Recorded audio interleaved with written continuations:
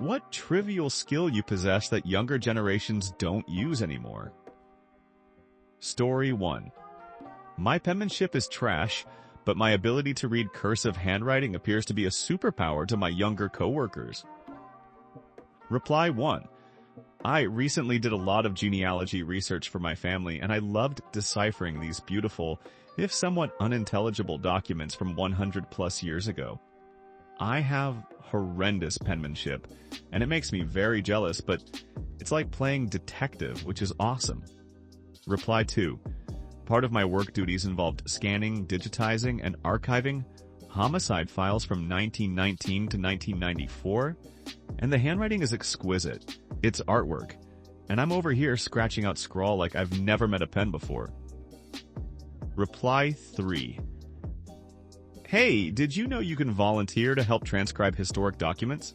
I know the National Archives and the Smithsonian have programs, and probably other museums do as well. You can do as much or as little as you want, and the National Archive lets you choose the types of documents that interest you. Not sure about the Smithsonian. I've been thinking about signing up myself. Reply 4. Someone recently came in with a cursive handwritten resume and our receptionist couldn't read it. I'm not even that old. I read it just fine. The person had great penmanship. It made me feel old, and I'm not even 40. When I write fast, I still do half print and half cursive. Reply 5. This is the one that blows my mind. I have a coworker that regularly asks me to read notes of an older coworker, and he has beautiful, almost perfect copperplate print cursive. He can read my half print, half chicken scratch though. Story 2. I can honestly say things like, I managed a video store. I learned basic coding from making my MySpace page cool. And the ever-popular, I learned how to play the trumpet, French horn, and trombone in order to play in a ska band. Reply 1. I worked in a video store too, and I learned HTML from customizing my LiveJournal. Now I'm a website manager, never took coding lessons/classes. Story 3. I know lots of people will comment that they can write in cursive. This is painful, but I can also write in shorthand. Well, to be more honest, I used to be able to write perfectly in shorthand, but it still shows up in my regular writing sometimes. Reply 1. Damn, my grandfather taught me that. He was a stenographer for a British company in India pre-independence, and he wanted me to learn it, and stupid me thought I would not. R.A.P. Kike by Bite, Grandpa. Edit. There's a cool story behind my grandfather using shorthand. During one of the independence gatherings in my city, one of the prominent leaders was delivering an address, and my grandfather was in the front row, taking notes in shorthand. The leader asked him what he was writing, and my granddad replied that it was shorthand, and it had the minutes of the meeting. The leader then asked him to come forward and read it out loud to the audience. He said that it was pretty cool, and he actually got to meet the first Prime Minister of India, the leader delivering the address. Reply 2. From the same set of skills. Blind typing with 10 fingers. Some Let's Teach our future secretaries have their uses when you turn out to be a web dev too. But we did not learn shorthand. I think I am younger than you. Reply 3. I tried to learn it on my own for my work using some books. I could not. It gets complicated really fast. Story 4. I used to dial my friend's phone number by tapping the hang-up buttons, which simulated a rotary dial phone. Reply 1. That's a fun game. Unfortunately, my friend's number began with 9-2. We learned the hard way it's very easy to dial 911. Story 5. Cursive handwriting. Spent hours on that in elementary school that could have been used for something useful, like learning a second language. Reply 1. Go check out the National Archives. They had a volunteer transcriber program where you can transcribe old cursive documents that AI can't figure it. I've been doing it for a year and I absolutely love it. Reply 2.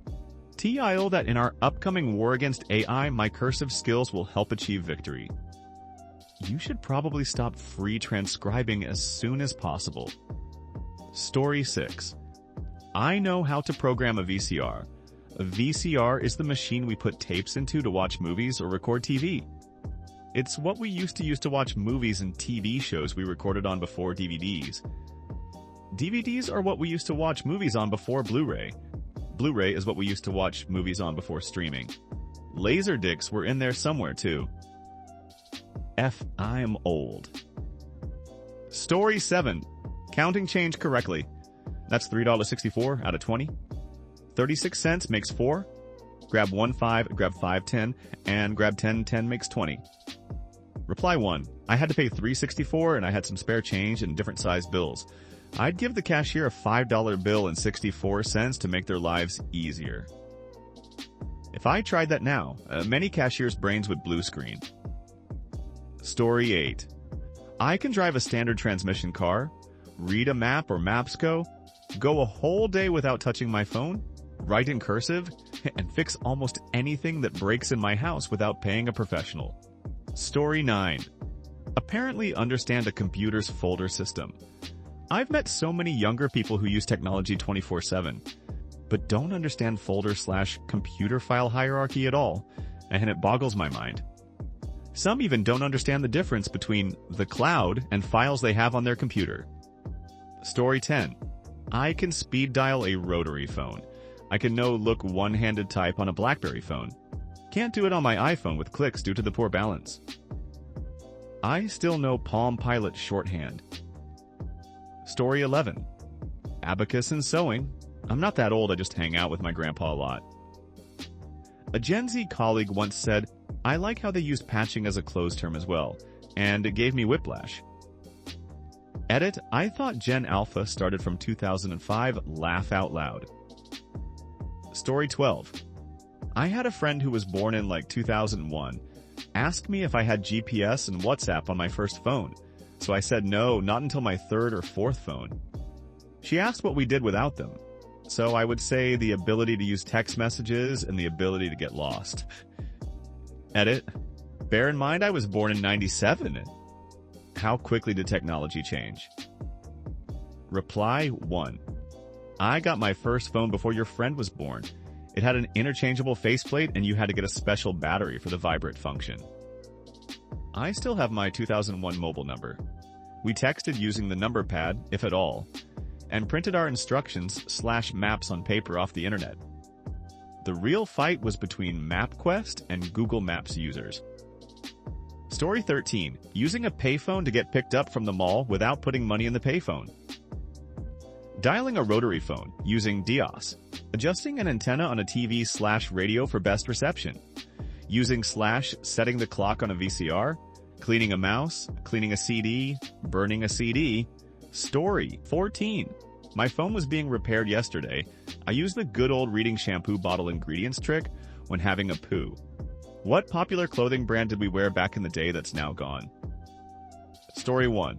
How about Delia's? My parents rocked those kitschy threads while today's kids think it's the name of a funky startup. Reply 1. I drooled over that catalog. Never could afford anything from them. But the Delia's girl was who I aspired to be. Reply 2. I loved that store. And the catalog. So much so that when a brick and mortar store opened at my local mall, I got a job there. Story 2. Gunna sacks. They were actually very feminine dresses. Lots of lace and ribbon insets. Edit to add, hang 10 shirts circa late 60s. Reply 1. ModCloth actually partnered up with Gunna Sacks and released a new collection. I prefer the original though. I found a Gunna Sacks dress from the 70s to wear to my wedding next year. Story 3. Do people still wear starter jackets? If so, I bet most don't wear them with Zubaz. Story 4. Based on the brand people mention, I bet that if you know fashion history well enough, you can peg their age within about 5 years. Story 5. LA gear. I had the sequin jacket with the car on the back. I thought I was awesome. Looking at those pictures now, crack me up. I looked like a sequined turd. Story 6. I love to say juicy couture, but my 12-year-old daughter insisted on a pair of bejeweled butt velour track pants. Story 7. Ennis and Sean John. Both were huge in NYC when I was a kid. Both are owned by Diddy, so not expecting a resurgence anytime soon. Story 8. Britannia jeans. One of my friends used to joke about them. He'd growl, "I come from Gaul, but I live in Britannia." Because the tagline of their ads was, "But I live in Britannia." Story 9. I went through every single comment and was stunned that nobody has mentioned trip pants yet. The chains and straps and zippers on a hot day. Oof. Story 10. Rustler jeans. They were the cheaper version of Wranglers. Probably more of a rural brand. Not sure if they still make them, but I was raised in Rustlers from Walmart. Now I can afford Wranglers. What legendary YouTube channel doesn't make videos anymore? Story 1. Is it a good idea to microwave this? They microwaved my Slinky. Edit the Slinky episode. Reply 1. I truly think that those guys were ahead of their time. Not the blowing junk up in a microwave part, but their videos were extremely well produced, which was not typical of your average YouTube channel at that period, especially one that wasn't run by a company or major business. Yeah, at the core, it was 3 guys screwing around, but I think part of the reason that it worked well was because the videos were well made. They used a bunch of different cameras, their studio had lights, they had an intro and outro for the show, graphic overlays, etc. It's hard to describe if you weren't really around for YouTube from 2006, 2011-ish, because nowadays, every major YouTuber is doing the high-budget, TV quality editing thing, but their stuff was way beyond 99% of independent creators back then. Reply 2. Thanks for noticing this. Really appreciate it. I also made a conscious decision to produce the show in seasons too, which no one understood at the time, and I was like, I want this to feel like TV. But yeah, I love being a part of YouTube's beginnings, but hard not to feel a bit left out of all the success the platform enjoyed after we moved on from it. Like you said, ahead of our time.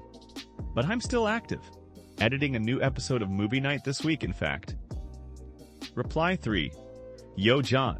I've always remembered the microwave show as one of the earliest examples of proper YouTube. Thanks for all the work you did on it. You were the guy putting it all together. What are the other guys up to these days? Reply 4. I'd love how annoyed they got at people assuming they were high while making the videos. I get why it would get annoying, but they were laughing like idiots while microwaving random crap. It's not an unreasonable assumption, plus it's some good crap when you're stoned. Reply 5. The masks. They do nothing. Used to be in my regular rotation of random phrases. Definitely not the case anymore after 2020. Story 2. Nigahiga had some of the funniest skits on YouTube with over 20 million fans now. It's just too quiet over there. Reply 1. In the same vein, Kev Jumba. He also streams on Twitch under a different name, but he went reading silent for a long time too. Reply 2. He's literally a monk now or fallen into some type of religion. I've seen videos of him online in religious garb handing out pamphlets and also playing music/chanting in the streets.